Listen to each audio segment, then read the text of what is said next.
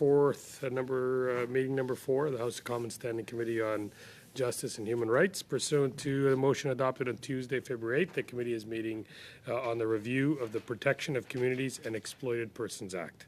Today's meeting is taking place in a hybrid format pursuant to House Order of November 25th, 2021. Members are attending in person in the room and are remotely using the Zoom application. The proceedings will be made available via the House of Commons website. With regards to the speaking list, the committee clerk and I will do our best to maintain a consolidated order of speaking for all members, whether they're participating virtually or in person. I'd like to now welcome our first round of witnesses, which I believe are from the YMCA in Halifax, Ms. Abiagam, Ms. Gagnon, and Ms. Suwako Natio. And also we have Ms. Joy Smith, founder and president of the Joy Smith Foundation. So we'll give 5 minutes to each panelist. So if the YMCA from Halifax can go first, and then we'll have Ms. Smith right after, and then you'll have questions and answers period of going rounds with every party subsequently. Thank you. Over to you to the YMCA. Thank you, everybody. And first of all, how shocked the YMCA must be that they're not here, because we are the YWCA of Halifax. So a little known fact, my bad. Sorry about that. They didn't get the memo. They're all off having their supper already. No, so thank you so much, everybody, for having us. It's really a tremendous pleasure to be here. My name, again, I am Mia Swokonautio. I'm the Executive Director of YWCA Halifax. And Temi Abiagam and Charlene Gagnon are with me. We come to you as a team. And I do want to start by saying that we're very much carrying the stories and experiences of survivors and victims, thrivers and victors. And we come to this, actually, we were talking quite humbly with that and with the great responsibility that is. I will do our 5 minutes here, and then, but any one of us can answer questions. Temi manages our youth exploitation team, which provides direct services, and Charlene is the manager of our systems approach to exploitation, working with our government and community partners. I begin also by highlighting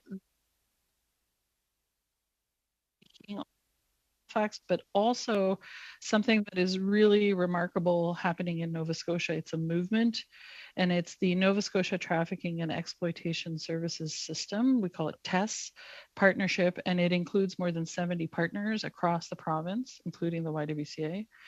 And these partners have worked together for more than 5 years. And although this thoughtful and committed group has built consensus around practice and human rights as related to exploitation, there is no consensus among the group about the decriminalization or legalization of the industry. So we will focus our testimony or our comments on Bill C-36 itself, but not be commenting on the broader question of decriminalizing and legalizing the sex trade, because we feel a real responsibility to our partners. So with that, in watching prior testimony from last week, we understand really that there are, in fact, 2 questions before you now. So the first is, does Bill C-36 protect people who are being exploited? It's a very important question. Is it protecting people? And the second is, does it actually cause harm to vulnerable Canadians? So on the first question, does Bill C-36 protect people who are being exploited? The short answer is no. Bill C-36 is not protecting people who are being exploited. Again, we know you've heard expert testimony from our colleagues from across the country. In our experience, people continue to be exploited. Even when there is no pimp, they are still being assaulted when engaged in transactional sex. And even though we have special Crown prosecutors, special policing units, in Nova Scotia, there are no licensed strip clubs. The issue of exploitation is rife in Nova Scotia. It permeates the child welfare system.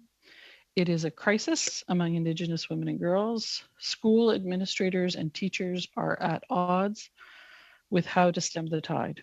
in Nova Scotia's youth correctional facility, Waterville, as well as the adult system, almost without exception, girls in detention have been exploited. We are also seeing increasing cases among boys and trans women. And among the dubious distinctions of our Atlantic province is that we have the highest per capita rate of human trafficking in the country. So in short, we have no evidence that would support the claim that Bill C-36 has prevented or ended the exploitation of vulnerable Canadians in our province. On the second question, is Bill C-36 causing harm? Again, like previous testimony presented to you, our experience is very similar, that Bill C-36 has prevented people from coming forward if they've been assaulted by a John. The bill has also pushed the sex industry further underground into increasingly unsafe conditions. I do, in fairness, want to add at the same time, as we understand it, there have been some benefits of Bill C-36 in the courts. If there is a case where exploitation by a third party does not meet the standard of human trafficking, of a human trafficking charge as defined by the criminal code, Bill C-36 has been used instead to hold perpetrators accountable. The bill can subsequently be assistive to the Crown and police, but whether it harms or helps victims has not been proven. That a small proportion of cases makes it to the point of prosecution may in fact make this potential benefit less consequential. We must consider the balance of harms. So I know I'm going to run out of time, but maybe the YMCA comment will give me just a minute more. But a couple further considerations. So one is we have to understand and be transparent about the fact that this discussion is deeply affected by our values about sex and commercial transactions for sex. Whether we care to admit it, our values are squarely in the middle of this discussion. We urge you to prevent morality from infringing upon the rights of Canadians, including sex workers. Although you may personally hold views about the impropriety of sex work, we must not allow the human rights of those involved in the sex industry to be denied because of it. Second, we remind you also that there are already a host of prohibitions and laws on a variety of related matters, including sexual exploitation of youth, assault, sexual assault, and human trafficking. Revisiting Bill C-36 does not mean that these laws are no longer in force. And lastly, that exploitation is in fact a very difficult thing to pin down. For example, young people are being exploited in many ways in our community for simple things like housing or food or access to substances. While this act of trading is technically covered by Bill C-36, it is really rarely applied in these cases and does not address the underlying needs of youth that precipitated their vulnerability. So finally, what do we recommend? To quote one of our local colleagues, there is no way we can arrest our way out of this problem. There is no silver bullet to addressing exploitation. There is no quick fix, and pretending that we can bring an end to the sex industry is a chimera.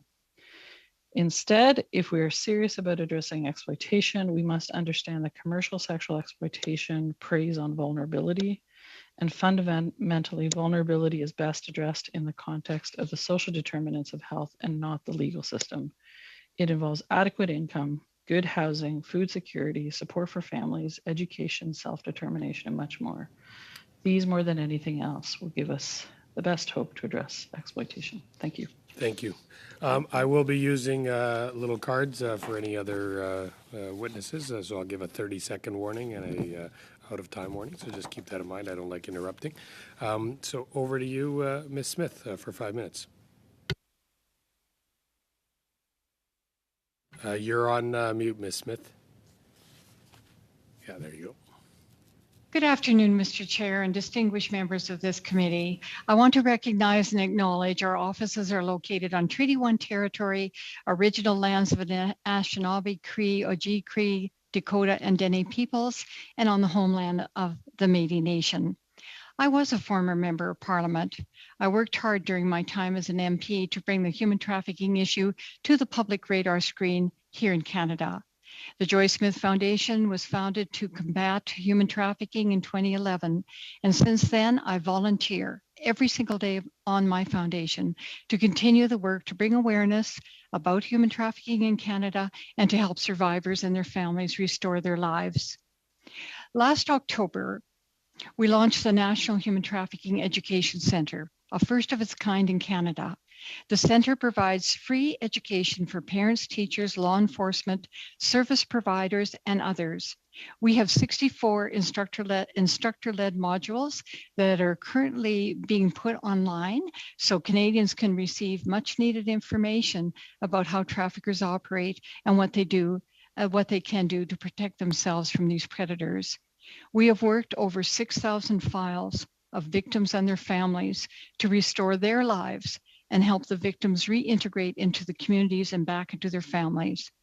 Our prevention and intervention programs at the NH Tech will be online for easy access to Canadians as soon as we get the translations completed in French and English and into some Indigenous languages. A 5-minute presentation on committee today does not give justice to the complex issue of trafficking in persons and how important Bill C-36 is to the safety of our youth. It was the catalyst that set the groundwork for so many victims of human trafficking to be able to speak out and bring their perpetrators to justice. It helped me when I was a member of Parliament to bring the survivor's voice to the public radar screen. When I was in Parliament, I passed 2 bills to combat human trafficking, Bill 268 and Bill C-310. They are embedded in the Criminal Code of Canada today. I had widespread support from all sides of the House at the time I was passing these bills, and I give credit to the survivors for telling their stories. Members from all sides of the House supported these bills, and that was critical, because it opened a nationwide conversation about human trafficking and how its victims were suffering. More than that, Canadians, including the survivors themselves, started their own organizations to combat human trafficking.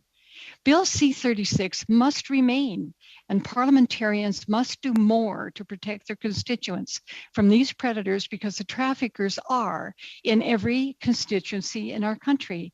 Victims of human trafficking are the recipients of horrid abuse and often lose their lives. To legalize prostitution would be a travesty of massive proportions against our most vulnerable populations, our LGBTQ, our immigrants, and our youth. I see it over and over again, every single day, the suffering of young victims of human trafficking and what they endure at the hands of human traffickers. Traffickers who seek to make copious amounts of money off their victims, $260,000 to $280,000 per victim per year. That is why they do it. Most of the victims enter the sex trade at a very young age, as young as 12 to 14 years, some even younger. Before Bill C-36 came on the scene, there was nothing that effectively reduced the demand for the exploitation of underage girls and boys from traffickers. In criminalizing the Johns who create the demand for sexual service, Bill C-36 has helped curtail the human trafficking. Human traffickers are the third parties who promote and capitalize on the demand for sex by facilitating their practice.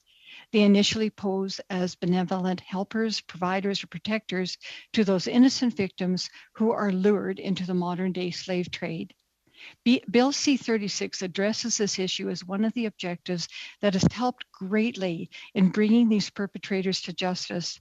It recognized trafficked victims as individuals who are lured and live through the horrid human trafficking experience with horrendous physical and mental traumas on their shoulders. For the first time in the Canadian criminal law, the purchase of sexual services is illegal. This helps in bringing traffickers to justice because this offense makes prostitution itself an illegal practice, but it is a balanced law because these adults who choose to sell themselves for sex are protected by law and can do so with no ramifications. Recently in Winnipeg, we were able to lobby to shut down the licensing of massage parlors and strip clubs. This is where human traffickers often place their victims. Thank you so very much for this time today, because I think I have to say loud and clearly, Bill C-36 is very, very helpful and very successful in doing these kinds of things. In conclusion, parliamentarians must strive to keep Bill C-36 and do so much more to ensure trafficking in persons is no longer a factor in Canada. Thank you, and miigwech. Thank you, Ms. Smith. Appreciate your testimony there. I'll now go to our first round of questions, beginning with a 6-minute round with Mr. Morrison. Thank you, Chair, and I want to thank both the YWCA and the Joy Smith Foundation for being here this afternoon.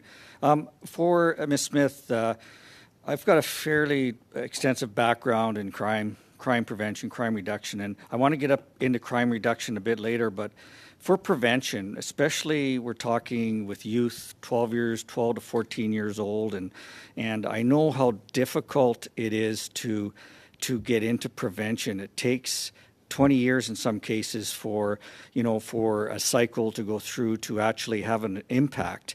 And a lot of people just get to the point where they give up, I think. And I think it's so important for us to really look at focusing on the prevention. So in other words, deterring the 12 to 14-year-old girls and boys now from getting into that particular, predicament. And your reading through your review, it looks like you really are trying to do that. I just wonder if you can help us in the panel here to understand what your plans would be and how you could start working on the prevention, which to me is the Holy Grail.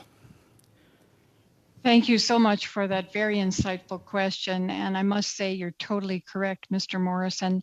Education is our greatest weapon to combat human trafficking, and we need to work together to end that. We go into schools all across this country from coast to coast to coast with our prevention programs. And in those prevention programs, we talk about how the traffickers work, how they can be lured over the internet, all the factors to prevent this from happening. Our youth in Canada are very smart. And if they get this information, they do very well. And we have countless evaluations. We evaluate all our presentations, and we have thousands of them. And over again, we hear from students, thank you for this presentation. I'm breaking off with my boyfriend because he suggested, and they describe the inappropriate things that the individual was suggesting. And once they learn about how traffickers work, the prevention piece is huge. And that's a major part of our programs in the National Human Trafficking Education Center. Thank you for the question. Thank you. And I just wonder how, on the prevention side, are you working? There was some negative comments on law enforcement and their involvement, and maybe they aren't trained appropriately. I mean, I know from experience that, within the RCMP, for example, there was extensive training in trying to work with youth groups and trying to help out. You mentioned a little bit about that. Are you actively involved with the training of some of the law enforcement agencies in your area? Not only in our area, Mr. Morrison, but all across Canada. We just finished a huge training with the RCMP in the Windsor area. And there's a lot of trafficking that happens off the Great Lakes. We work with law enforcement hand in hand. And policing is changing in this day and age. It's changing to looking how they can connect with the community, how they can connect with youth to prevent bad things from happening. So we do a lot of training of RCMP and also municipal police forces across our country. And it's very, very well received. I think we're in a new era now, and I think I'm very hopeful. I think we can end human trafficking with the knowledge that students get to protect themselves, and also with the training of the judiciary and of law enforcement, and we're very active in that area. Okay, and I just wonder on C-36 in particular, penalties, could we improve C-36, and is there an opportunity there to also address prevention? Yes, there needs to be. I think there should be greater emphasis, if there is any improvement on Bill C-36, I think, to impose the prevention piece and getting the prevention piece out there. There's little said about prevention of human trafficking, and so we've made that one of our major focus at the NH Tech. I think in Bill C-36, my recommendation would be very strongly that a fulsome prevention program be put in place, and we can talk about partnerships with the different jurisdictions. Because what I found is that being a former MP for 12 years, I have found that there's little connection between the federal, provincial, and municipal governments. And I think there needs to be more liaison between the three on the prevention side. And I think Bill C-36 could have a recommendation put in it to address that issue.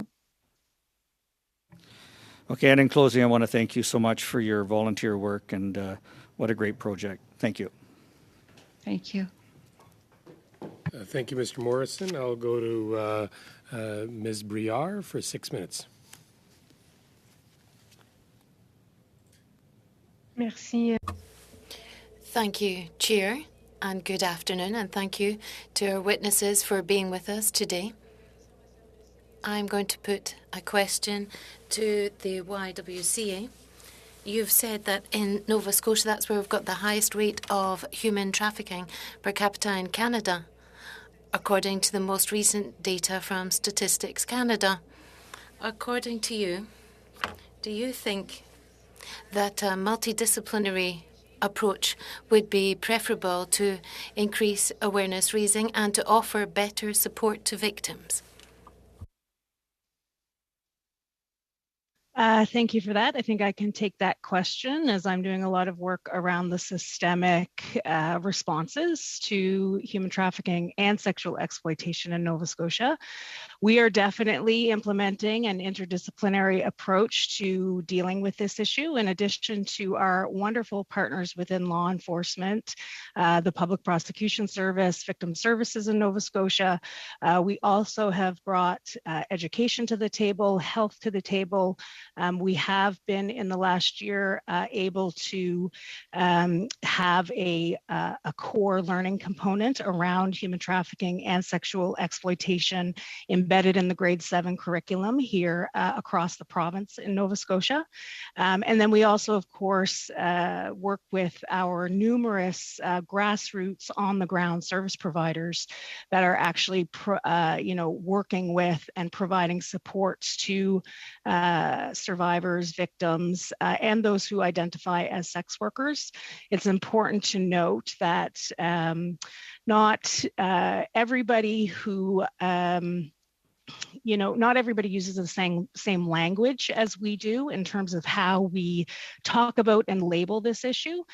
So we try to also be inclusive of all experiences of people who are sex trade engaged, whether they identify their experiences to be exploitative or trafficking or not. So yes, very much. We are of the opinion and creating a community of practice here in Nova Scotia that is interdisciplinary, that is bringing a number of different stakeholders, systems, partners to the table in order for us to really take a holistic approach to this issue and not just focus on this as being a problem with pimps and perpetrators, as the underlying root causes of human trafficking and exploitation really are key to prevention in our view. Merci beaucoup. Thank you very much. In the definition of human trafficking of the UN, there's an element of threat or recourse to force or other types of constraints such as kidnapping, deception, abuse of authority, or a situation of vulnerability amongst others.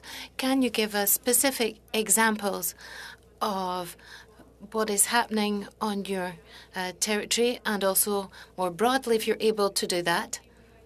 Please talk about the subtle means that are used to maintain control over the victims. Tammy, I think maybe you could speak to that. Thank you very much for your question. One of the ways that we have seen the control is, and it comes in a variety of ways. So there is no one way by which youth are being controlled. We have seen trading, which was highlighted in our presentation. So trading in terms of youth and young people trading housing, basic needs, housing, income, food for sex. So that's one of the ways we see it. And also we have seen a number of cases around trafficking where they are, where they are tricked and lured. We know what it means by, the control by when youth are, they are being controlled. And also we have seen the issue of power dynamics as well with people who they trust. So those are things, some of the things that go on about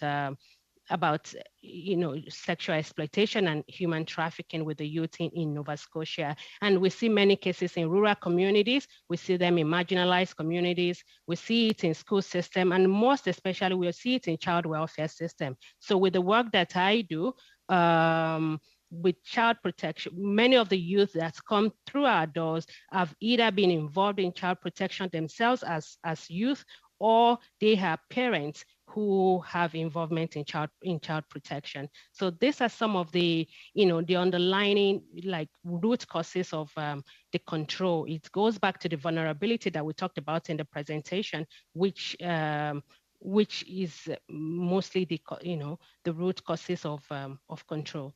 Merci. Thank you.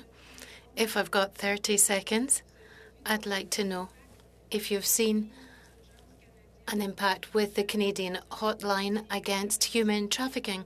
And perhaps, Mrs. Smith, you could answer briefly. The hotline, I believe all partnerships across this country are extremely important. And the hotline, of course, is one of those partnerships and an extremely important component. It takes a nation working together, everybody working together to stop human trafficking and to prevent this kind of horrendous crime from happening. So as far as the hotline is concerned, I think there's a lot of really good things that are happening there as well. Thank you for the question. Thank you, Ms. Smith. Now to Madame Michaud. Merci, Monsieur le Président. Thank you, Chair. And thank you to the witnesses for being here today. We very much appreciate that and to hear your expertise on this matter. Myself, I'm trying to learn more about this question. It's not a simple one at all. And I've started reading a Quebec essay on this question. And the author has said that even within feminist ranks, there's two different clans, those who are abolitionist in terms of abolishing prostitution, those who are pro-sex workers. And we're trying to find a solution working through all of that, but it's not easy at all. And I do understand, I can't quite remember your family name, and I can't see on the screen, but from the YWCA, you've said that you're not going to necessarily take up a specific position on this, and we understand your point of view. But you've said that there's two questions that we have to address as a committee, namely whether the law is sufficiently protecting victims of sexual exploitation, and is this bill causing harm? And you've given good answers on that. You're recommending that we should work on several fronts at once, such as housing, education, and the social work side of things, because it's perhaps impossible to stop the sex industry completely. So I'd like to hear a bit more from you about the other fronts where we can work, and for us as parliamentarians, the type of solutions that we can come up with of a legislative nature. Thank you. Yeah, I can speak to that. We here in Nova Scotia are really trying to adopt a public health approach to dealing with and addressing this crisis that we have here in the province.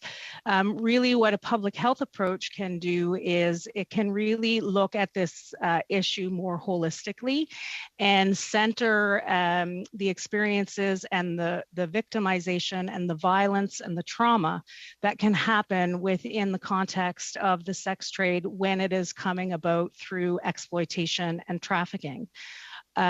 So I really appreciate your all position of trying to balance out the variety of opinions on the legal status of sex work in this country. As a partnership, we have reached consensus on how to approach the issue and what we need to do in terms of prevention of the issue and how we should be providing supports to individuals on the issue. But we have not been able to reach consensus on this issue of the legal status of sex work. But we feel that we don't really have to. Sometimes that stalls out the work that needs to be done to support people who are coming to us for services and programs and assistance, however that looks. So really, by implementing a public health approach to the issue, upstream, again, totally agree with Joyce Smith that prevention is really key in order to have any kind of effect in stemming the tide of people who get involved in this. But it also does help us kind of take a holistic approach because here in Nova Scotia as well, we're dealing with an issue of what has been referred to as peer recruiting. And that is where victims actually also hold the positions of being what the criminal justice system would define as an offender. So when you have youth who are influencing and encouraging other youth in order to participate in the sex trade, and of course, when we take a justice-based approach, it can be really, really difficult in order to really pull apart, who's victim, who's an offender. By taking a public health approach, we can just deal with all of the trauma and all of the issues that are presenting to us and really focus in on supporting youth and supporting young adults who are engaged in the sex trade. Merci beaucoup pour votre... Thank you very much for that answer. In terms of prevention, do you consider that communities and organisations such as yours have all of the necessary tools to not just do prevention in communities, but also to ensure the safety of the victims of sexual exploitation that kind of fall between the cracks of the system, between the cracks of this law that doesn't seem to have quite done all the work it was meant to do? So do you think you have all the tools you need? Mia, do you want to address that? You can take that. Yeah. I'll just jump in. Thanks for these very thoughtful questions. What I'd say is akin to what Charlene was saying. So I'll tell you, I was an emergency crisis social worker in the pediatric hospital here in Halifax, and where I would see children and adolescents in all sorts of crises. And there was a small but very significant group of young women who were coming in who were doing blowjobs in trailers to get tickets to the Midway, right? And so this type of exploitation happens in all sorts of contexts, and it's part of what we talked about in terms of legislation. And for me, it's a complicated question around what is the true root causes of this, and why, although it's not a silver bullet, a public health approach that we're talking about is that we really want to be able to support people where they're at. And this has to do back to what Temi was saying around child welfare. Is our children who are growing up in child welfare adequately supported around these? Because they're especially vulnerable. And so a couple of things. We need peer outreach workers across the country. We have an amazing team who themselves had been exploited, who are now our staff. They are the number one resource that we have as a community. They are the ones who God forbid, if I was in the situation, I would send my children to, that they understand the harm. So I see the red card. I think the question around resources, it's we as a community have to understand the welfare of our young people broadly writ. Thank you. Thank you, Ms. Michaud. Mr. Garrison, for 6 minutes. Thank you very much, Mr. Chair. And I want to thank the Halifax YWCA for their appearance today and their testimony, which is so grounded, I think, in the real experiences in their community. At the beginning, I'm going to try your surname, and I apologize. Ms. Suoconasio said She had answers to these two questions, which I think are the most important questions in front of us, and they're not the philosophical questions. And of course, in the criminal code, you can't legislate prevention, so that's hard to do. So I want to go back to those two questions. You said there was no evidence that the bill as it exists is protecting people who are exploited. Could you give us a little more about what that conclusion is based on from your experience? I can speak to that, and maybe Tammy quickly, and then maybe Tammy can follow up. We across the province, the service providers that we are working with on the ground are reporting numerous instances of not only exploitation, but violence that is happening in the context of the sex trade. And part of the reason why we say there's no real evidence to support it is because very rarely do people come forward with that because of the criminalized nature of participation that can have on really their livelihoods and their basic needs, getting those basic needs filled. And then when something does happen, that there are a number of things that will come into play in terms of whether or not someone reports that to police. And we haven't seen an increase of charges from the criminal code point of view in terms of against purchasers, against perpetrators of bad dates. So when violence does occur, so that's part of it. And maybe Tammy can just give an example of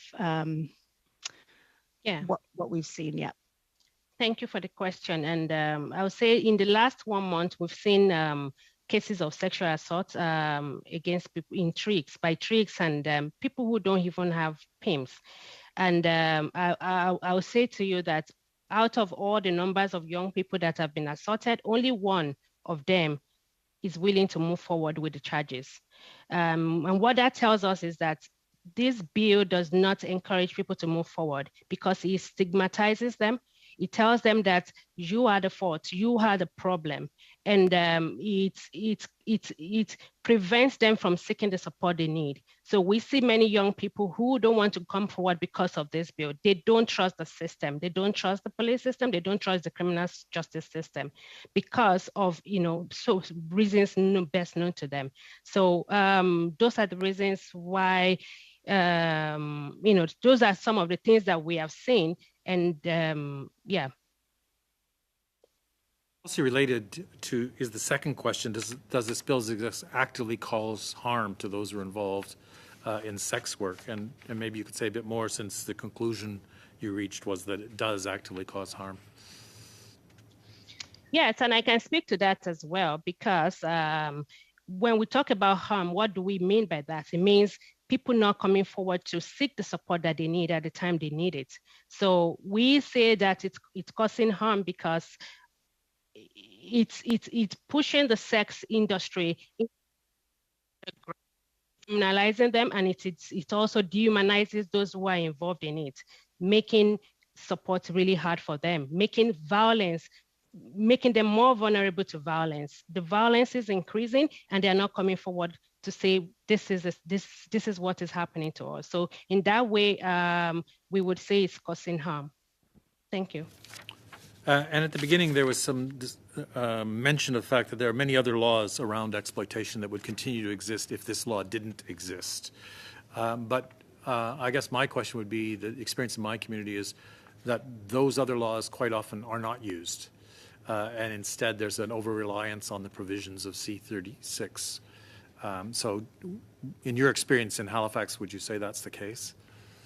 So that was part of our presentation as well. And in fairness, we also spoke with some of our local Crown here as we prepared this presentation, but that first of all, where so few cases make it to the courts, I think it's this balance of harm. So in some cases, Bill C-36 may be used, but we're balancing it against those who don't come forward.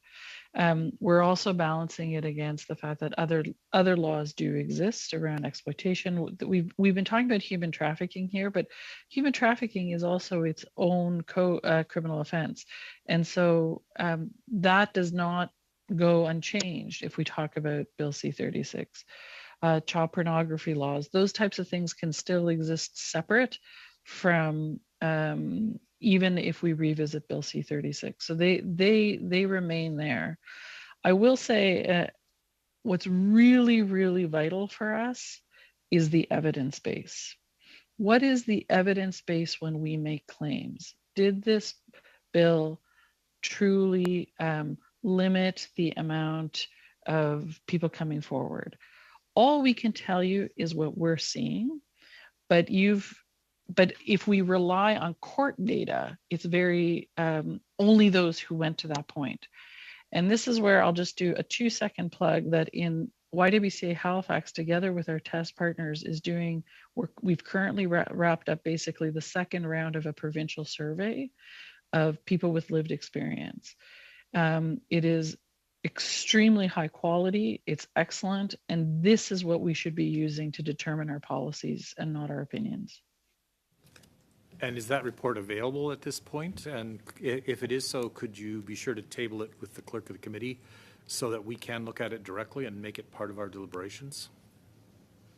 We are currently in the process of doing the data entry and analysis. We're hoping to have a report ready by May of this year. Thank you. Next for our 5-minute round with Mr. Moore. Thank you, Mr. Chair, and thank you to all of our witnesses. It's great to hear from you and hear the work that you're doing, both the YWCA Halifax and the Joy Smith Foundation. Appreciate your input into this very important study that we're doing. My question is to Joy Smith. You mentioned 2 private members' bills that you were able to pass as a member of Parliament, and it's good to see you again. Served at the same time with you, but I also appreciated, I guess you were far less partisan than me, so you were able to get strong support across the aisle for your private members' bill. Can you speak a bit to the tie-in of what you're doing now and Bill C-36 and what your private members' bills do as well, and their tie-in to C-36? You're on mute. Thank you for that very, very important question. I appreciate that because Bill C-36 was the basis that I built my bills on. And we have evidence every day of Bill C-36 being very, very effective. You know, the shutdown of licensing, for instance, for body rub parlors and escort services was very important in the city of Winnipeg. The last victim I pulled out of one of those body rub parlors was 13 years of age. And I see so much because the emphasis now, because of Bill C-36, is on the perpetrator or on the John. It's not, they're the ones that get brought to justice. It used to be before Bill C-36, it was the women who were arrested. Now that doesn't happen. And we've had many cases out of the 6,000. I just had my assistant the other day bring some information to me in preparation for today. But we've had 1,200 cases, 1,223, I think it was, I don't have it in front of me right now, of people who, victims who actually went to the police because we were saying to them, you know, this is the law. I think the danger is a lot of people don't know what the real laws are. A lot of people, you know, if they belong to a certain group or they belong to one organization, they all think the same way. And I think we have to think outside the boxes because that's what I did when I was in Parliament. I had friends on all sides of the House, Liberal, Bloc Québécois, NDP, everybody who really wanted to see the horrendous torture that some of these young girls went through in human trafficking, because no one talked about some of these young people a lot of these young people were targeted and they became boyfriends and girlfriends of the perpetrators, unknowingly realizing that they didn't realize that eventually they would be trafficked and their lives would be changed forever. And the rehabilitation side takes a very long time. And the reintegration into families takes a very long time because the girl who left home is not the girl that comes back if they come back. So I'm very positive that if we have that education out there and we work together on all sides of the House to support Bill C-36 and keep it there and build on it. And when we talk about root causes, you know, since the beginning of time, you know, we've talked about housing and education and all of that. And that's very valid because I found in our intervention program that providing the pathway to get education after they come out of human trafficking and providing, you know, the pathway to housing so that they can live in a safe place was a game changer in Canada. And it would be a travesty not to have it there because we've had clear evidence all across Canada. We're on a national NGO, a registered not-for-profit national NGO, and from all the provinces, and that includes Nova Scotia, where we've had evidence of Bill C-36 being a really big asset to the victims of human trafficking. And I think that we have to be very careful when we put away a bill that was the basis for the voice of the victims of human trafficking. I think it has to be there, and I think it has to be enhanced. So thank you very much for that question. Thank you for your testimony. And I see I only have a few seconds left, but Ms. Gagnon, you mentioned the importance of education, and I think the work that you're doing in grade 7 and grade 8. Can you, sorry it's not a ton of time, but can you just give us a couple highlights of what that work is like? Yeah, for sure. So, of course, we have our regular healthy living curriculum within the Department of Education here in Nova Scotia. And up until this past September, it never included a component on kind of educating youth about what exploitation can look like, what grooming can look like. And also we had a page put into the grade 7 sex book about human trafficking and exploitation as well. Thank you. Thank you, Mr. Moore. Thank you, Ms. Gagnon. I'll next Ms. Diab for 5 minutes. Thank you very much, Mr. Chair, and I'm very pleased to have the panelists here today with us. I represent Halifax West, so I, Mia and Charlene and Tammy, nice to see you. Really appreciate all the work that you're doing in my home province of Nova Scotia. I know that you're leading the TESS, the Trafficking and Exploitation Services System. And in fact, as an MLA back in 2020, you held a session for all provincial, I will say parliamentarians. We don't use that word in provincial politics, but all provincial MLAs were there. And for me, that was a real eye-opening experience. And I know you have a partnership of over 70 agencies in the province that you are working to respond to the commercial sexual exploitation of children and youth. And you rightly did that, and my colleague, a couple of them referenced that. You went right to the root of the questions. Does the bill protect people from being exploited, and does it actually cause harm from protection? And then you talked about we need evidence-based. Can you talk to me with the few minutes that you've got left? The evidence-based, I know you've done extensive investigation, or you've worked with a lot of people who are in the sex trade industry. Can you tell me about who they are, who the victims are, who the other side is, and sort of just give us a bit of a broader reflection of all of that, and anything else you'd like to add? Yeah, for sure. So we've done a number of first voice consultations and engagements with individuals across the province of all ages and backgrounds who have been sex trade engaged. We don't require anyone to identify their experiences as being a victim or a survivor or even a sex worker. We're fairly inclusive in terms of how we consult and who we consult with, because while we never want to inflate sex work and trafficking, we also recognize that there are intersections between exploitation and trafficking and the sex trade generally.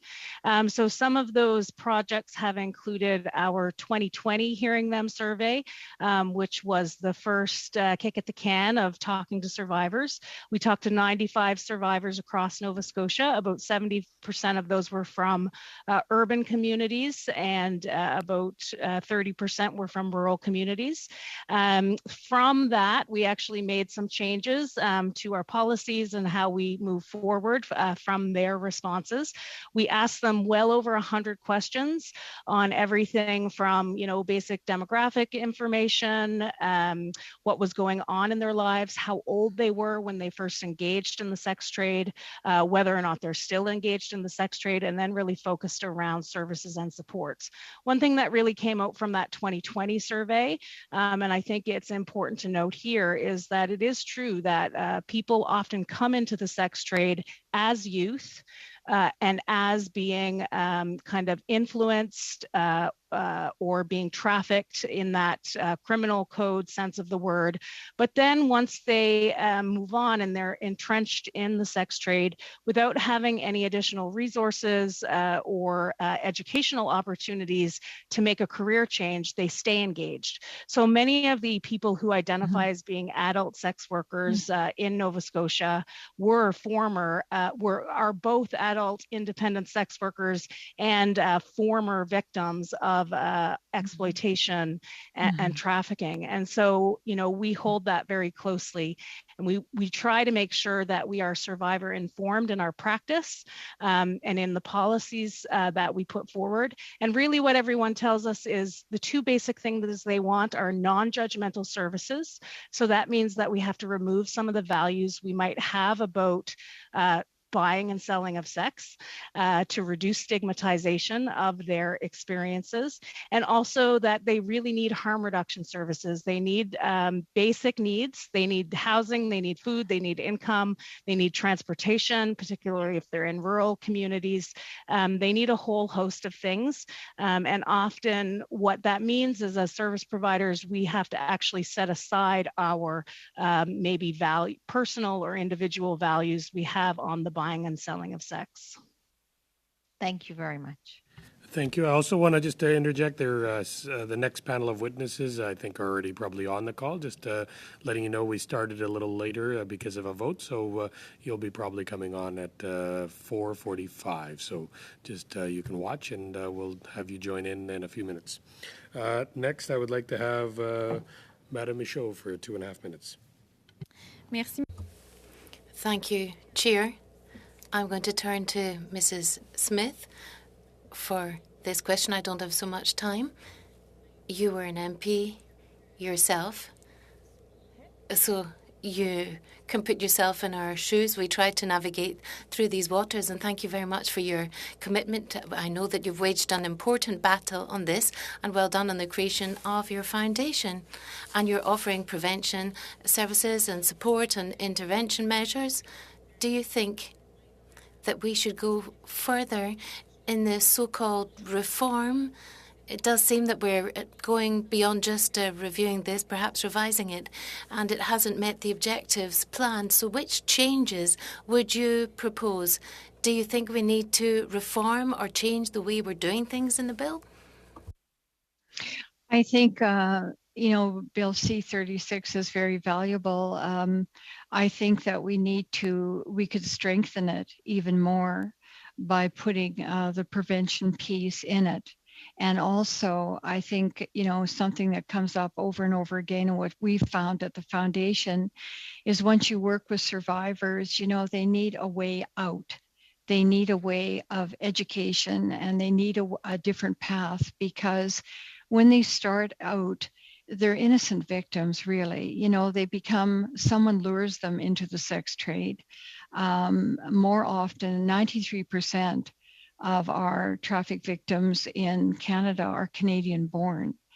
And so they need to have a pathway where they can get re-educated and where they can find a job to support themselves. That's the reality. Often a lot of them stay in it because they have no way out. And then you have the enhanced addictions, you have all the trauma that they go through when they can't provide their own children with the necessities of life.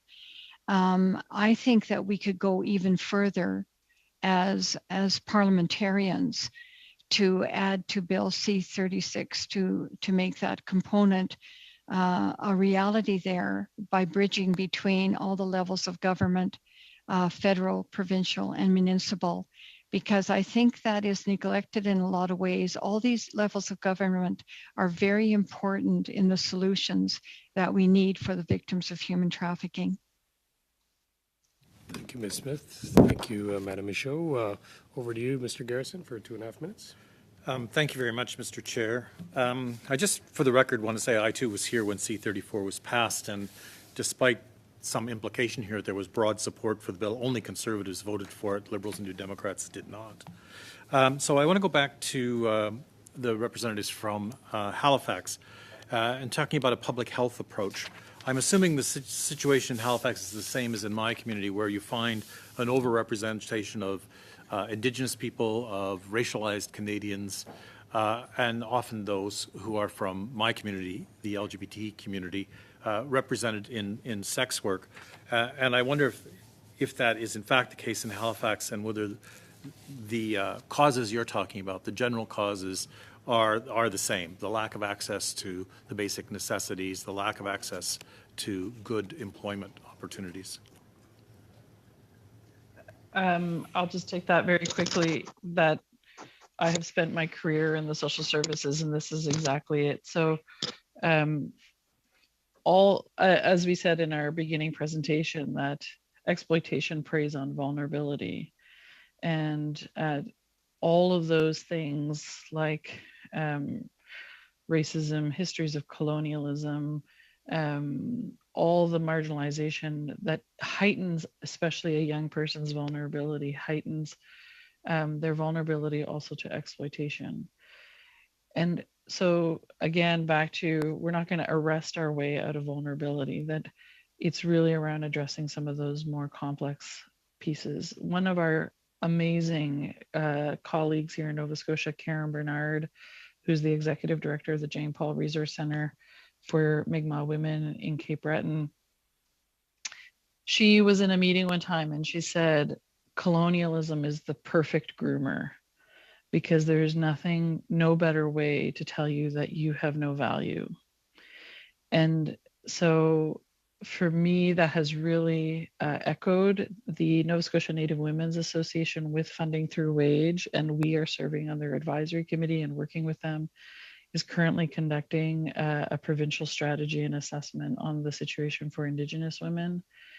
I think hearing their perspectives, and also what you have in your own Missing and Murdered Indigenous Women and Girls report, is really significant. These things are very connected as well. And I feel very strongly that we need to keep in mind that what our survivors telling us will be the most effective tool. And does this committee have a lived experience advisory that is also going to be advising it? I would recommend that you do. Thank you. Thank you to all the witnesses and for your important testimony. And you can, I guess, listen on if you want. Otherwise, you'll be, I guess, muted. And the next panel of witnesses will come on. And if there's any quick sound checks, I'll ask the clerk to do that, and then we can resume. So if I can have, I think, Ms. Lamb and Ms. Kent. If we can suspend for 2 minutes. Mrs. Kent.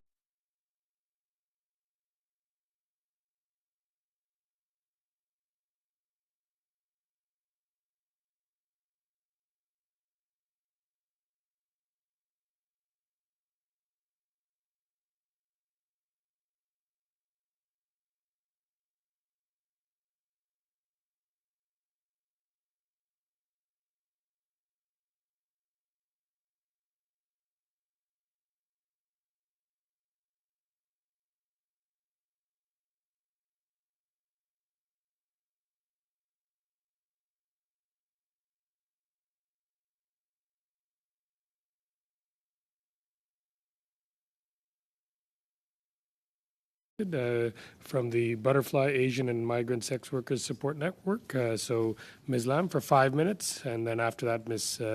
Kent for 5 minutes, and then you'll have questions. Hi, good afternoon. My name is Elaine Lam. I am the Executive Director of Butterfly Asian and Migrant Sex Workers Support Network. I have a Master of Law and Social Work on human rights, gender-based violence for over 20 years nationally and internationally. Butterfly is a community-based organization which organizes and provides support to over 5,000 Asian workers who work in massage parlor and sex industry across Canada. It includes permanent resident, refugee, non-status women. As a sex worker rights organization, we are the defender of human rights and sex workers' safety. Today, we will share the voices of Asian migrant sex workers to you because we would like to tell you that this law do not prevent exploitation, do not protect women. In opposite, it harms sex worker. It is a lie to say sex worker can continue to work under this law. I can give you more evidence. We have done a lot of research and also collect a lot of story of the sex worker about that. Racialized and migrant women face violence, bad working condition, exploitation every day in all industry, including caregiver or factory workers. However, as response, we do not see calls for criminalization of this industry, but rather we call for migrant and labor protection. Sex worker is the way to resist oppression, access income, gain social resources, and escape for abusive relationship for many Asian migrants. Most migrants dream that they can be free and safe when they move to Canada. However, reality is different. Criminalization of sex work and lobbying to eliminate sex industry promote the violence, racial profiling, discrimination, and the hate against sex workers. Hotel staff, landlord, even NGO are asked to monitor sex workers. City shut down Asian massage parlor. In the Atlanta shooting, 6 Asian women were being killed. This is not unique in US. It is also happened in Canada. 7 Asian workers is being murdered. It's because of the hate of sex work. It's because of the criminalization of sex work. When you label sex work as violence, you are not recognize the real violence against the sex worker. Criminalization means sex workers are often arrested and deported when they report violence. One sex worker who seriously injured in a robbery said that, "I would rather suffer the violence than be arrested." When our butterfly helpline rings at midnight, my heart pounds because I don't know if our member was being robbed, arrested, or even murdered. Essential system for migrant sex workers, including friends, third party, and client, is being framed as trafficker. They are being arrested when they help each other. Almost 200 women were being charged procuring and advertising in last few years. One of the sex workers was arrested because she just helped other workers to advertise and communicate and screen the client. Instead of protection, law enforcement are the major source of violence. 30% of sex workers report they have been harassed, sexually assaulted, and abused by law enforcement. Due to the conflation of sex work and trafficking, law enforcement keep targeting sex workers. The police broke the door with a warrant when a worker was sleeping. She was handcuffed and not allowed to wear her clothes before answering any question. Her ID was being taken, her money, phones is being taken away, and she was being asked, "Are you safe?" She told the police that I was safe before you came. She was terrified because she don't know whether she will be deported, charged, or outed. The stereotype about Asian and migrant sex workers is that they are passive, ignorant traffic victims. Yet, migrant sex workers have been vocal about need to decriminalizing sex work and the need of remove criminal law, immigration law, and bylaw that invites the police in our lives. This law creates a vulnerability. We are not victims, we are workers. We know the best about our lives. We know how the law harms us. In the words of migrant sex workers, you should not criminalize and take away our work. You should not control our body. If you really care about the rights and safety of the worker, you should respect our agency and listen to us. You should not put more harm and dangers in our life. Not only Butterfly witnessed this harm, many violence against women organizations, human rights organizations like Ontario Alliance of Rape Crisis Center, Global Alliance Against Human Trafficking, all bear the witness and show opposition to the criminal law against sex workers. We urge the government to listen to the community and repeal the Bill 336 that harm and kill the sex worker. Thank you. Thank you, Ms. Lam. Now over to you, Ms. Kent, for 5 minutes. Good afternoon. Good afternoon, everyone, and thank you for this opportunity to speak to you. Mr. Chairman, I am Lynn Kent, Chair of the Vancouver Collective Against Sexual Exploitation, and we are a collective of organizations and individuals with many years of work and experience in this field. Bill C-336, my understanding, is now a law called the Protection of Communities and Exploited Persons Act, and it is socially, legally, and relationally transformative in its approach to address the objectification and commodification of women and girls. It is a leading edge instrument recognized globally, and it is focused on protecting the right to life, liberty, and security of persons, which the sex trade violates every day. Our government has been a global champion of comprehensive health, rights, and gender equality, and PSEPA provides you with all the opportunities to achieve this. It addresses the most significant factor in the disempowerment of women, the commercialization of women's bodies, which comes from supporting male demand and a sense of entitlement to sex whenever and wherever and with whomever they want. PSEPA says no, and in a recent poll, 5 times as many Canadians agree. Safety is what we all are advocating for women. Preventing exploitation within the sex trade has proven to be impossible. The harm done to women and girls being exploited is well documented, and repealing the law will do nothing to change that. In fact, it will increase both the harm and danger to those in prostitution, all women and children, and communities. It is a cruel lie to suggest that changing this law will make it safer for anyone in the sex trade. The evidence is everywhere. The lobby to repeal this law is more about safety for the exploiters. Don't be fooled. The pimps and johns and traffickers are the only ones to benefit here.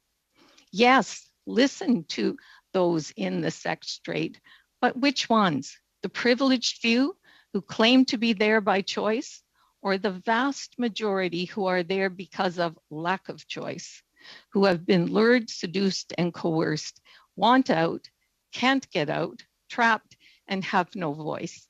You won't hear from them. They won't be at this table because they are not free to speak up. The closest you can get to the truth is from the survivors, those who manage to get out and care enough about others to endanger themselves, make no mistake, and tell the full story. Those who truly care about the safety and well-being of everyone in the sex trade know there is no meaningful harm reduction. Laws can't be made to serve a few. This law must focus on the protection and safety of the majority.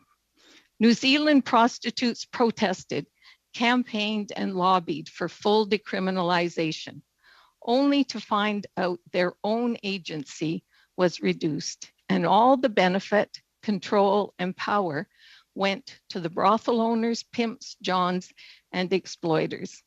If you repeal, you will increase the harm and danger to all women and children, and specifically Indigenous, immigrant, poor, racialized, and every single child from age 10 to 18. Do you want that to be your legacy? Do you want that on your conscience? Because we will be here to hold you accountable, to point the finger and lay the blame where the fault belongs. It is your responsibility to protect exploited communities and persons, not facilitate the sex trade and the severe harm you have been told about again and again that is inherent. We have submitted a brief which identifies what is valuable about PSEPA. However, this gold standard law will only achieve its potential if it is implemented. We need consistent enforcement across the country. We need training of the police, a public education campaign, and robust support for those exiting. Where will you align yourself? On the side of Canadian citizens and communities, or on the side of organized crime? It's not the law that causes the harm. It is the men who buy sex. And until we address the demand, nothing will change. Thank you, Mr. Chairman. Thank you, Ms. Kent. I'll go over for the first round to Mr. Brock for 6 minutes. Thank you, Mr. Chair, and thank you so much, Ms. Lamb and Ms. Kent, for attending today and providing us with some valuable testimony as we study this piece of legislation. It's a legislative review of the PSEPA. I wanted to thank you for your advocacy. So I'm going to start with you, Ms. Kent. I took an opportunity in advance of preparing for this hearing to take a look at your website, and you touched upon it in your opening remarks. We've heard so far, and I'm sure we're going to hear on later occasions, later dates, from witnesses who are proponents of decriminalization, and we've heard of supporters such as yourself as strongly advocating for continuing on with the good benefits of Bill C-36. Can you expand a little bit more on some of the disastrous effects of decriminalization in New Zealand for us? Well, it's very interesting because just a couple of years after that law was brought in, their new law, they appeared for the first time on the TIP report, trafficking in persons. And they have been alerted in every report since that they have a problem with trafficking. But here's what's really interesting. They claim they don't have a trafficking problem. In fact, I've seen from the sex workers organization that they're actually insulted by being told they have a trafficking problem, and they reframe trafficking as a sex work holiday, a wonderful opportunity for individuals to come to a beautiful area location to to work. In fact, what we have seen, we have testimonies from sex workers in New Zealand who really felt betrayed after all that they put into it. They found themselves, as I said, lacking in any agency, and really the exploitation continued, and they had no recourse or no result, because this was a legitimate business, and who was even looking for them? They certainly did not feel like they could go and report to police. And again, this comes back to why we can't even say that our law creates harm, because it hasn't been implemented consistently in the country. And so, the lack of training of police, the lack of public education to understand what's needed hasn't been there. You can't claim harm from the law.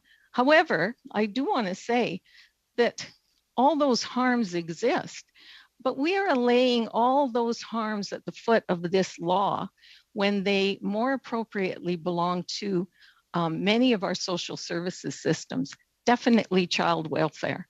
Throws children out on the street at age 19, and guess what? They end up in the sex trade. And we know there are a lot of foster kids in the sex trade. Our healthcare system, Indigenous people, LGBTQ, women in general complain that they are not treated well. They are discriminated against in medical treatments and in healthcare. Financial services, same thing. We can't say that this law is causing harm, this harm, those harms to sex workers. You referenced the bill by making comments such as it's a gold standard law, it's transformative, it's a leading edge instrument. Can you propose any changes that we might want to consider by way of amendments to this particular legislation, or areas that we can consider as a potential newer law to offer more protections for individuals to remove themselves from this situation? Well, you know, the first thing I want to say is that I think there probably are some things that can be done that reduce the harm to sex workers, particularly educating the police and everyone. Sex workers should not be charged for at all. And that's what the law was intent was that we were going after the exploiters. We were going after the perpetrators of harm, not the people that are being harmed.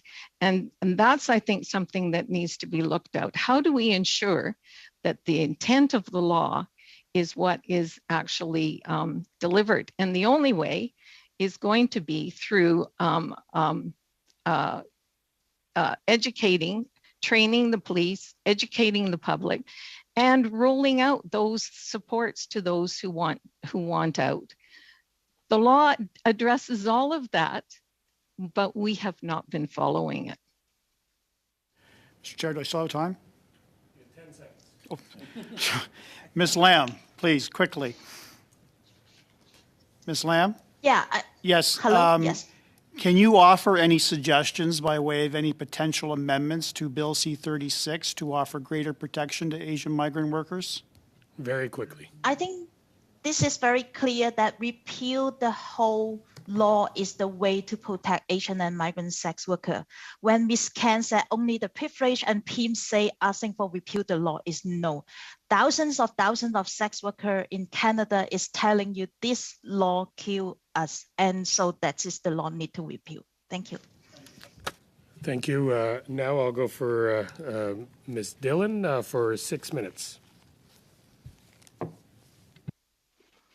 Thank you, Mr. Chair. I'd like to thank our witnesses for having come in today.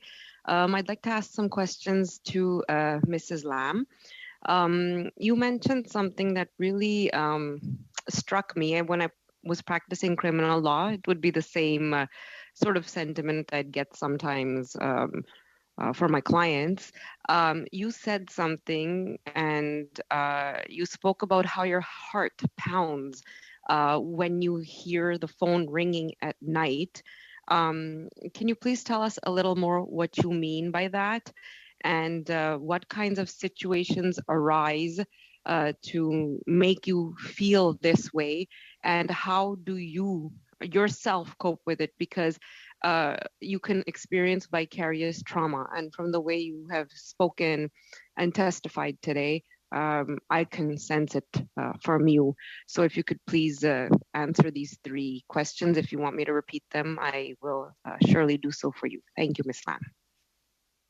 Thank you so much. And I think you asked a very important question. So this is what we witness in the community every day, how the sex worker is being harmed by the law, why they are being targeted by the perpetrator, because they know that the law do not protect them. They know that law is target them. And I think I have to very sad to say that and committee meeting, attend the parliament meeting. One of the things I organize most is the funeral.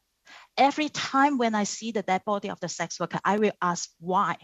Why we still have this law? We know this law keep killing people. We know this law make the sex worker cannot work safe when the sex worker protect each other. So for example, some sex worker cannot speak English. The other sex worker help them to communicate with client. They are put in the jail. And the other sex worker is need to work in a very vulnerable situation. So why we still do it? I really don't understand why so many people, I have to say, particularly I see a lot of people, it's not sex worker, it's not racialized, and it's not migrant. They keep saying that they know the best more than the community. So if you really, really care about the exploitation of the safety of the worker, the answer is very simple. Repeal this law. And I have been working with a lot of sex workers in New Zealand. I have worked with a lot of support today. For the country, they have lesser criminalized of sex workers. They are lesser vulnerable. They are able to seek help. And whole conflation of sex work, of trafficking, it's increased the policing, increased the vulnerability of the worker. And I think that I really hope that after this meeting, we will have the report that really, really reflect the reality that how this law harm the sex worker, cannot protect exploitation as many, not only sex worker organization, but human rights organization, violence against women organization, they keep telling you. And we really hope that the law can be changed. No sex worker will be die because of the hate of sex work, because this bill provoke the hate of sex worker. We remember 6 Asian women being murdered in Atlanta because the murder said they want to eradicate sex worker. When I hear so many people here, they said that they want to eliminate sex worker. For me, this is no different. They die because of your hate of sex worker. So this is the body of sex worker. No matter you like it or not, this is your decision. But you do not have power to exercise your power on other women. When you say the man should not use the body of women, I have to tell you, stop using the body of sex worker to benefit your career, to get more funding.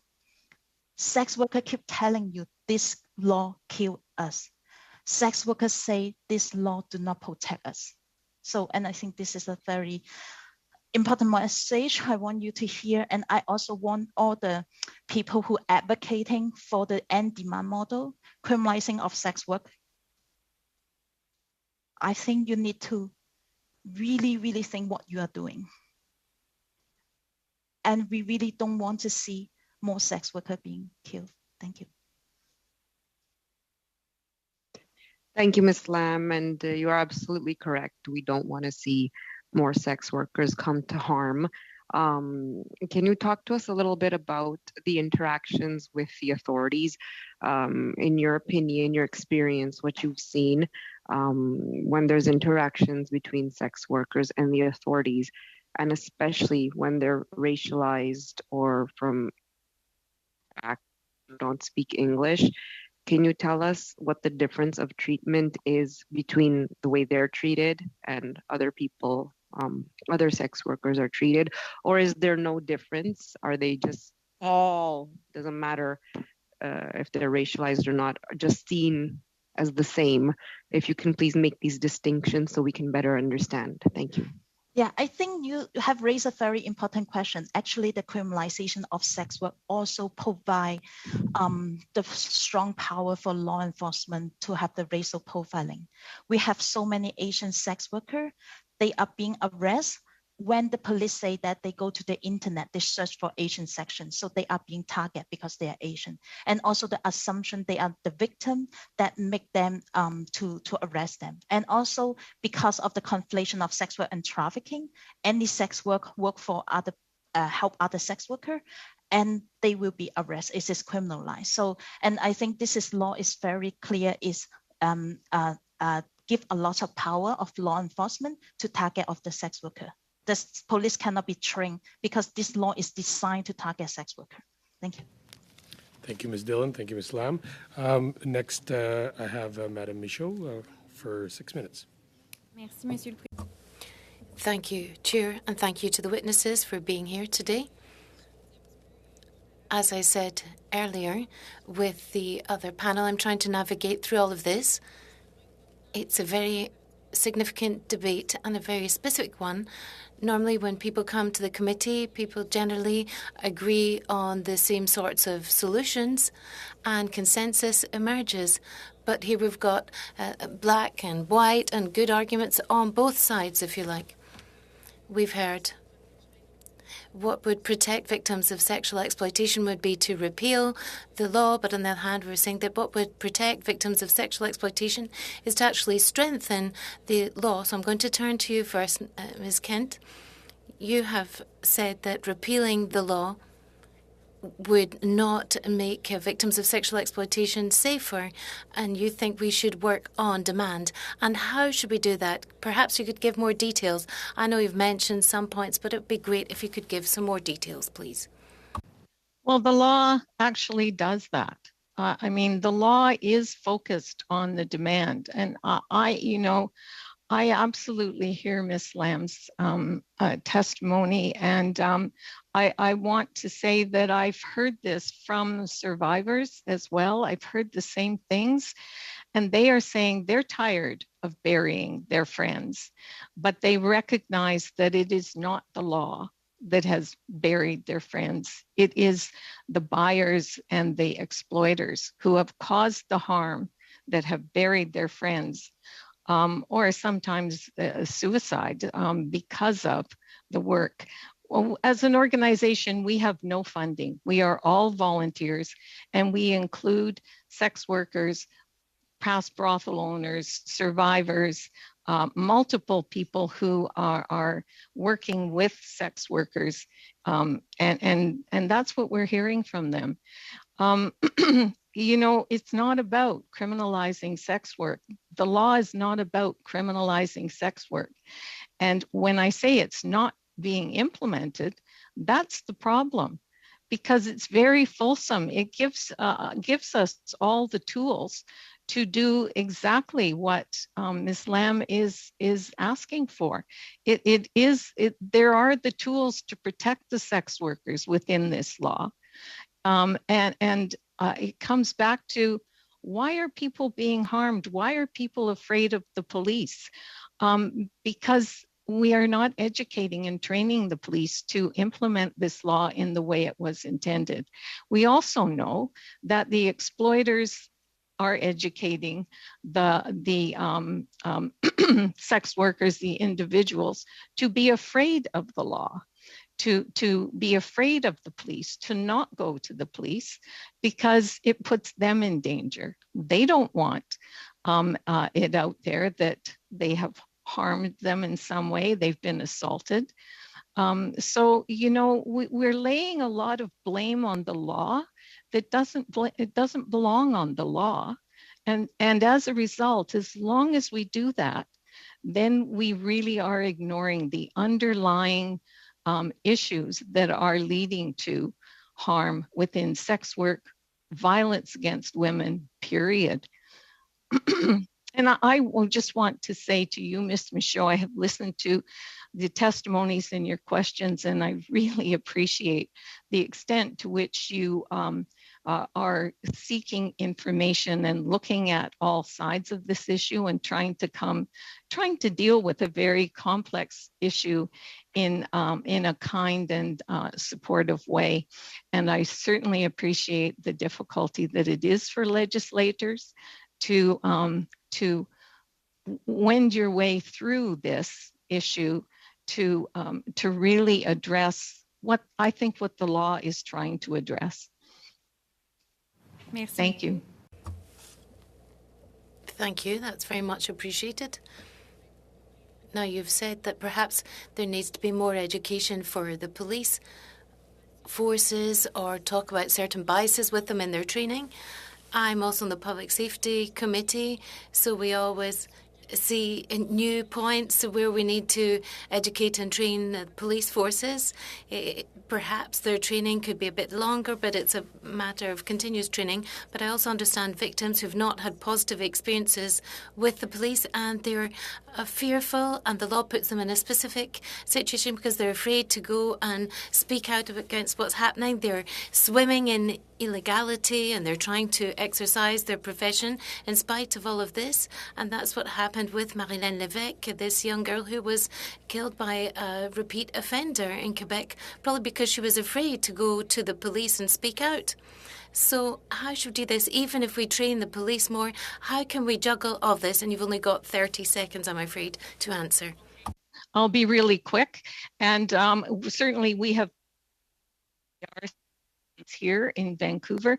And what needs to happen is that there needs to be a combination of the police and a social worker so that these young women or these women period are not faced only with the justice system, but they have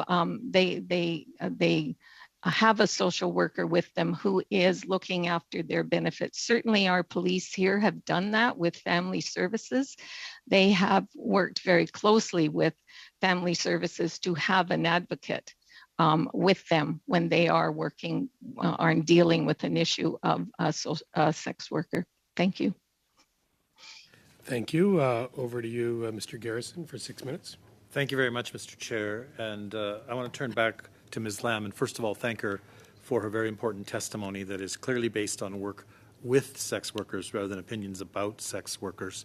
So Ms. Lamb, I want to just explore in a bit more detail the problems created for those without legal status in Canada that potentially result from this law.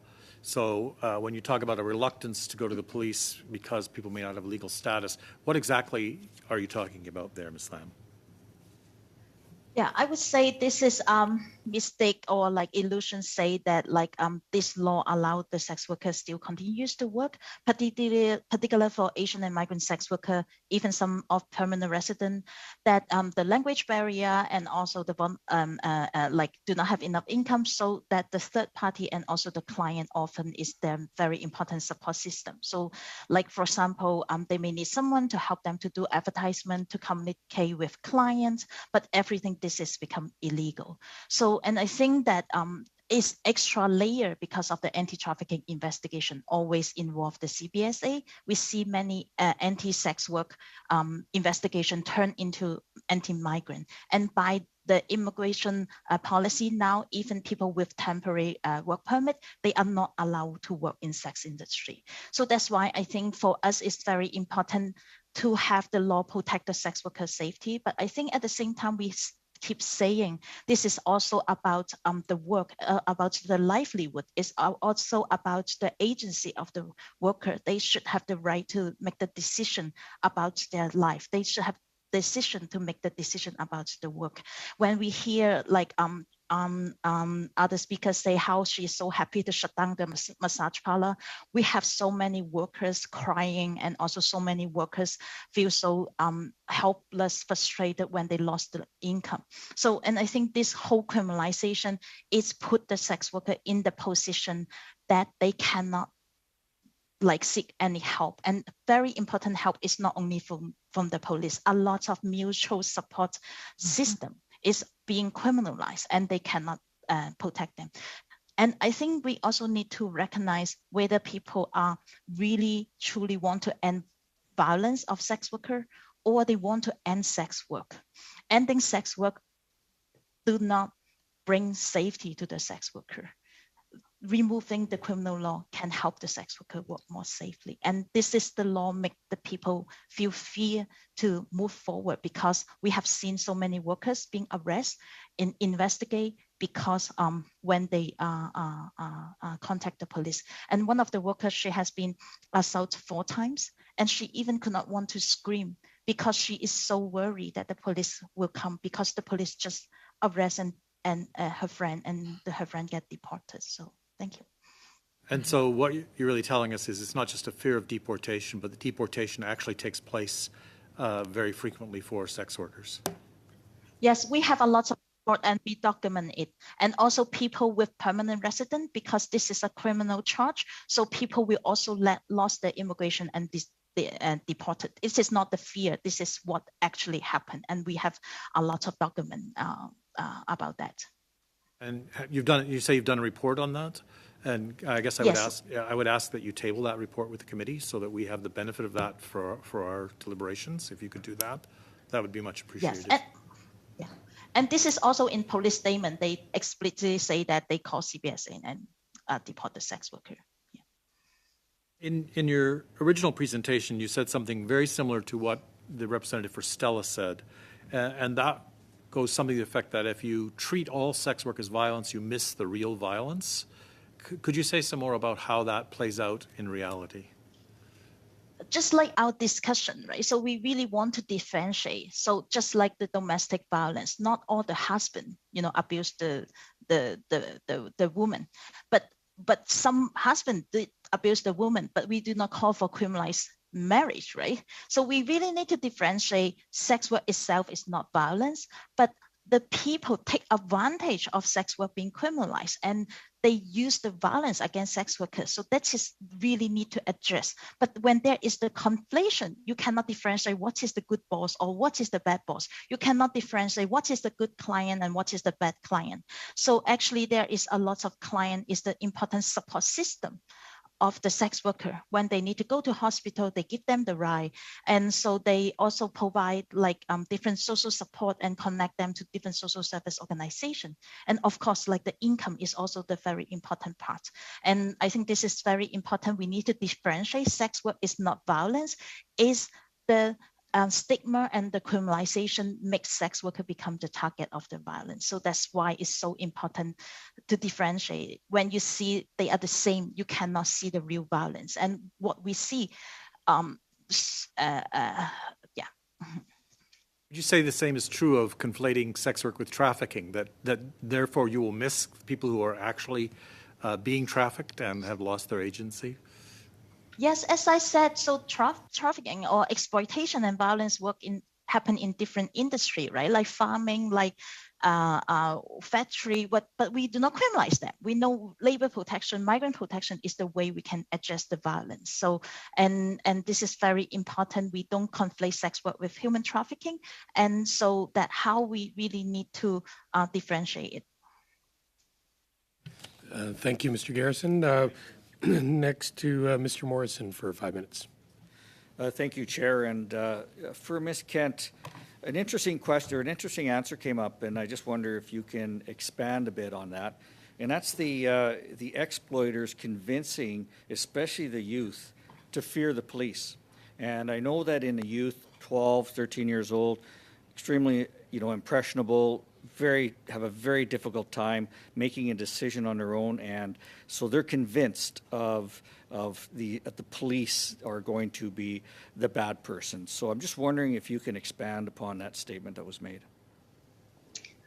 Well, and I think it's even bigger than that. Certainly, we have seen cases of where, the exploiter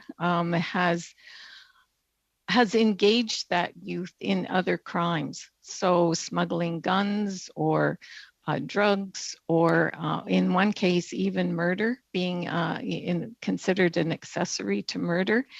And then that's held over their head. Even simple theft, is held over their head to say, you don't want to go to the police because you will go to jail because you did this. And it's intentional. It's very intentional because they don't want those sex workers going to police. They don't want to be exposed for the harm. I think that's where we're. I absolutely agree with Ms. Lam on so many points, and have seen and heard and testimony directly from individuals of what is happening to them. But I just want to go back to say it isn't the law that is creating a fear of police. It is being told that you can't trust the police. You can't go to the police. And it's also, and I'm not also totally defending the police, because we also know that the police have been complicit. When we look at the profile of the buyers, it's lawyers, doctors, teachers, professionals, it's police officers. It's not, it's people with influence and power that are a big part of the demand and the exploitation. So it's understandable that people are afraid of it. And that's where I just come back to. I think all of us need to look at what is the intent of the law and make sure that the law is addressing and meeting its intent, because its intent is very wonderful. Addressing the demand is important, because when you decriminalize, when you grant impunity to the buyers, the exploiters, they become more violent. And we have evidence of that all over the world. And I can say we have evidence of that in Vancouver, because it's really political will that has held our police back. They recognize, they value, and I think they have guidelines that are very compassionate and understand how to address the issues of exploitation in the most careful and supportive way. But there's no political will to support them, fund them, and provide the resources to make sure that our police, all our enforcement services are addressing the intent of the law. And so there are the provisions, and then there is the operation, and we need to marry that. I think too, you did bring up another issue, and it is important that I think everyone understands the difficulty it is, even in law enforcement, different cultures, different areas. Lower Mainland has a variety. I mean, it is very difficult. But what you brought up was, and I know I've worked with the Surrey crime units and the Surrey human trafficking units, and with them having a social worker to help them when they go out to talk to, especially the girls and that, it's just so much more powerful where the trust is built. And I think that's something that really, going to the Public Safety Committee to address some of the training. And I do know the police are trying their best, and it is really difficult. So I guess my last question to you I'm out of time. Thanks so much for your answer. I appreciate it. Thank you, Mr. Morrison. Over to you, Mr. Anand Singari. Thank you, Mr. Chair, and I'd like to thank the panelists for being here. And I want to start by acknowledging that I'm speaking to you from the traditional lands of the Algonquin people. And Ms. Lamb, I'd like to probe a bit further into undocumented sex workers. If you can maybe talk about your experience both with immigration as well as CBSA and the enforcement or threats of enforcement that undocumented workers have faced, and maybe share your experience and perspective on what impact that has on reporting. Yes, and I think as many non-status people, they already have a lot of challenge of working with law enforcement. But for the sex worker, because of the sex worker law, give more opportunity to have the unwanted contact with the law enforcement. So for example, often why the sex worker undocumented being arrested is because now there is a lot of training about identified traffic victim. So that the neighbor will call the CBSA or police that they say, oh, there is an Asian in my next door. So that they call the police, and the police came. And then when they check the ID, they are being arrested. Of course, they will also being asked is it someone take your money? Is it someone answer the phone of you? So that sometimes the sex worker, because they work together, so some people may help one person answer the phone, and then the other may help other people to transfer the money to the bank.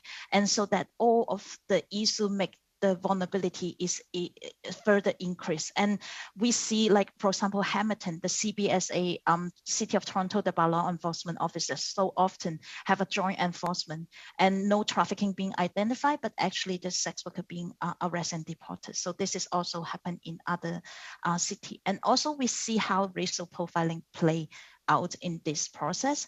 So and many law enforcement, they keep saying they assume that Asian workers is vulnerable, and so that they target and they identify the Asian sex worker advertisement and they go there.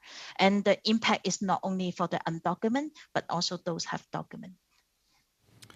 So what kind of impact on those who have documents, if you can maybe elaborate on that? So it's like the racial profiling, and also when we talk about the fear of the police, they are not being told fear of the police. They are really fear of the police because the law can use to against them. The law can use to arrest them, and we really see this is happening. And also the police often use the criminal law to detain the worker and call CPSA to arrest them. So even those have document, as I said, they have immigration status, they are allowed to work in Canada, but because of the immigration prohibition, they are still illegal. They will be kicked out from Canada, even they have a temporary status. For those have permanent resident, because this is a criminal law that if they convicted, they also can be deported. So that is make the people not listen to other the fear of the law enforcement is they experience and they know that the police is not help for them, it's the danger for them.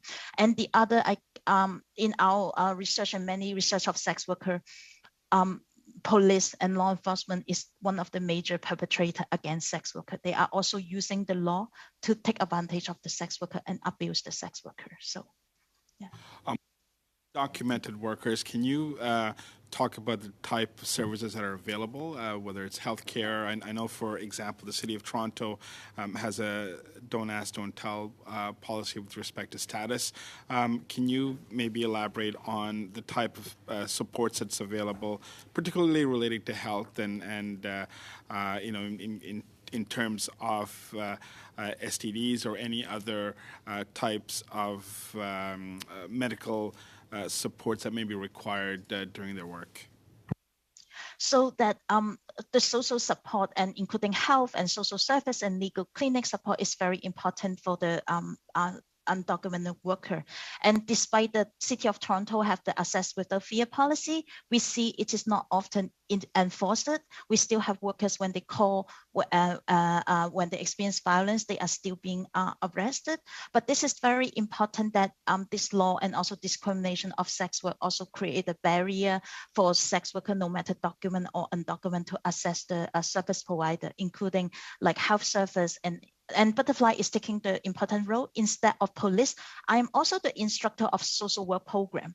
The social work do not help sex worker in this way by working with police. And I think this is very important. Sex worker community is helping each other. This is the solution to address the violence and exploitation of the sex worker. Thank you. Thank you. Madame Michaud, for 2.5 minutes. Thank you, Chair. Just some clarification. I'm receiving comments on Twitter saying that more education and more training for the police is never the solution. And I'm not saying it is the solution or the only solution, but I think it can be part of the overall solution. So I just wanted to clarify that. And now, Ms. Lam, I'd like to put a question to you. I don't know if you know about the situation in New Zealand with decriminalisation of prostitution. We try to see if there's been significant progress made.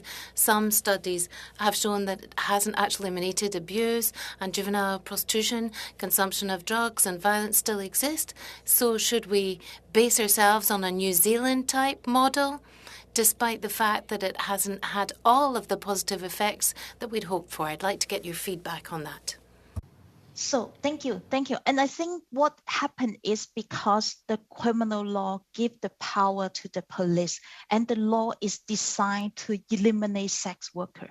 So that is the way that no matter how you train the law enforcement, how good is the law enforcement, they are still designed to target the sex worker. So that's why we say by training police, this is not helpful. And you can see the Black Lives Matter movement, different police movement, they keep saying that how the police is not the solution of many social issues. So how police actually is the harm and problem for many marginalized community, including racialized, LGBTQ, and poor people. So, and I think, thank you so much to raise the issue of the New Zealand. So personally, I also have outreach in New Zealand. So, and also we have also worked with the sex worker group in Sweden. It's very clear the end demand model, what Canada is using, is actually make sex workers be more dangerous and create a barrier of the sex worker to access all kinds of resources. Of course, New Zealand model has a disadvantage because they are still have the immigration law to target the migrant. They still have racism that play out. But decriminalization, remove the criminal law, is the first important step to make sex workers safe. And it is not only sex worker keep saying that, it's many sex worker organizations all over the world, not only in Canada, talk about this. Thank you. Thank you. Thank you, Madam Michaud. Mr. Garrison, 2.5 minutes. Thank you, Mr. Chair. Ms. Lam, I think you must have noticed something I noticed today in presentations from some of the speakers and in some of the questions. There's a denial of agency to those involved in sex work. And so we have talked to, not me, but some have talked about the need for education of sex workers and that sex workers are taught to be afraid of the police. And all of this seems to me to deny an agency to sex workers. And I think that's what you're really talking to us about, is that what makes things safer is if sex workers have agency. Would that be correct? I think so. For many sex workers, saying sex worker do not have the brain to make the decision about their life, this is also the violence by taking away the agency and respect what they want in their life. So, and I think, for example, in City of Toronto, when the City of Toronto wanted to shut down the massage parlor, 200 workers went to City Hall, say, this is my work, I'm not traffic victim. So they are not brainwashed, but unfortunately, because they are racialized, because they are sex worker, their voice is not being heard.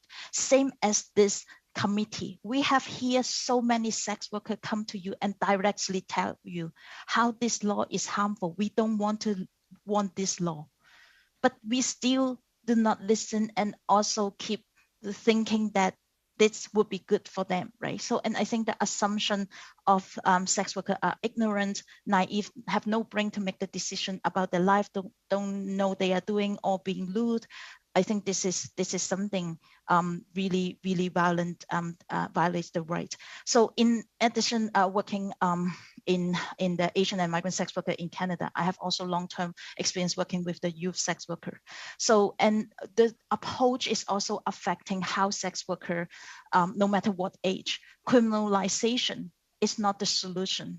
And so when we talk about some people may not have the agency, that we also need to question ourselves. So whether we already impose a lot of assumption on other people rather than really listen to the community. Yeah. Thank you very much for the work you do with sex workers, and thank you very much for your very valuable testimony here today. Thank you, Mr. Garrison. Mr. Moore, if I may, we've got about 5 minutes. You want to split 2.5 and 2.5, or would you, if it's the will of the committee, we can carry over by 3 or 4 minutes, if that's okay? Okay. Is that okay? Okay. For 2.5 minutes then, Mr. Moore. Thank you, Mr. Chair. Thank you to both of our witnesses for their appearance today, and I think this is very helpful for us in this study. So, Ms. Kent, appreciate the work that you are doing in your collective. And what do you know, we're hearing a lot about C36 and all this. What would you see, I note that you raised the issue of survivors and that, you know, listening to people who have had dealings in this industry would be advantageous for us. What do you see from their feedback would happen if a C36 was completely repealed, meaning that we have no criminalization whatsoever in this area? Well, you know, we all acknowledge, and we've heard from many here, that we have significant exploitation happening here. In fact, the studies, multiple studies tell us that those with agency in this business are between 2 and 10%. The rest have no agency. So is the answer to that to throw out a law, have no law at all? And what would, what would happen if we were to do that? And we don't have to look very far to see what would happen. I mean, overnight, Canada would become the brothel of North America. There is no question about that. And we would be the best sex tourism destination for the world. We know right now that Kelowna in our province is very much seen as a great sex tourism destination. But I think, I think the thing is, and if we compare, yes, there are pros and cons about Sweden. But if we compare Sweden, who brought in the Nordic model at the same time that Germany decriminalized, wow, there's like no comparison in the exploitation of women. Like Germany now has over 400,000 prostitutes, women being prostituted, and the harms are out of sight. Like the stories are just unimaginable in the ways in which these women are treated. And yes, Sweden hasn't eliminated sex work, and that's really not the intent. The intent is to make it safe. And when you decriminalize the exploiters, how do you really think that will make it safe or safer? Thank you, Ms. Kent. Sorry, just ran out of time. Last, Mr. Miao for 2.5 minutes. Thank you, Mr. Chair, and thank you for the opportunity here today, substituting Yasser Navi. And I would like to address this question to Ms. Lam with regards to the benefit of decriminalization or legalization to sex worker. And I understand there's a lot of stigma behind this coming from an Asian background. So would you mind sharing that? Thank you. Yeah, I think decriminalization, one, is very helpful. Do not make the people think sex worker is something wrong. Do not think they are the evil. So this is very helpful to eliminate the hate against sex worker and promote the respect to sex worker. So, and the other piece, as we keep saying, the criminal law itself is create the vulnerability of the sex worker that make them become the target of violence. And particularly we see how anti-Asian hate and intersect with the anti-sex work hate and make so many sex workers being target, no matter assault or being murdered. So, and by decriminalization, by take away this criminal law so that the sex worker can use all this, even now the legal system is not perfect, but I mean that they can assess those legal system or support as other people. So, and as recommended by many sex worker organizations and also some of the legal organization, human rights organization, like provide the social support is very important to reduce the vulnerability, exploitation, and violence of the sex worker.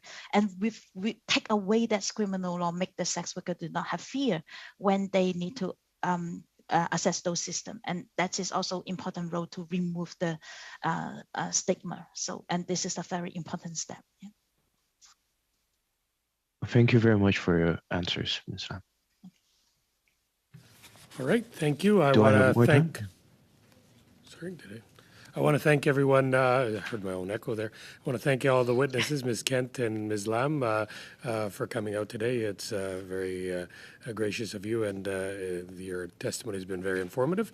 So I will adjourn the meeting and see everyone, all the other members on Friday. Thank you. Thank you.